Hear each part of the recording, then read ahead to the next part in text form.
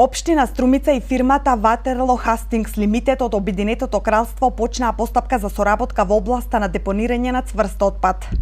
Градоначалникот Зоран Заев и директорот Филип Де Бурегард денеска потпишаа меморандум за разбирање кој ги содржи условите и критериумите за разбирање помеѓу Општина Струмица и Ватерло Хастингс Лимитед за соработка во областа на депонирање на цврст отпад. Со потпишување на овој меморандум соработката ќе се одвива во правец на спроведување на правна постапка во форма на договор за идна соработка во депонирање цврст отпад од Општина Струмица. Тоа значи спроведување на правни постапки за прибирање отпад за период од 25 години или повеќе, за јавна набавка согласно законот за цена по тон за достава до пречистителната станица, за минимална загарантирана количина на отпад за достава до Ватерло Хастингс Лимитед и целосна законска поддршка со цел изградба и пуштање во функција на пречистителната станица во слободната индустријска зона.